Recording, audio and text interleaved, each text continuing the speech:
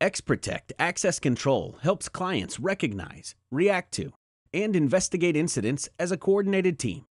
In this video tutorial, you'll learn how to use the Access Control tab to search and filter events, doors, and card holders. In the Smart Client, on the Access Control tab, click Events. In the search box, type the name or part of the name for the card holder. The list is filtered to show only matching criteria. Click the event to see the related video and information. The events for Taokao show up. On the Access Control tab, click Events. Clicking the All Events arrow shows a list of events. We'll select the Door Error checkbox.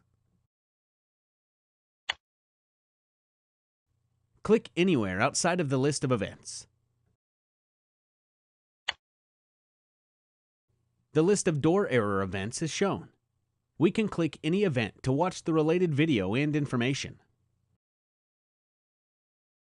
You just saw how to use the Access Control tab to search and filter events, doors, and card holders. Visit our YouTube site to view other tutorials in this playlist.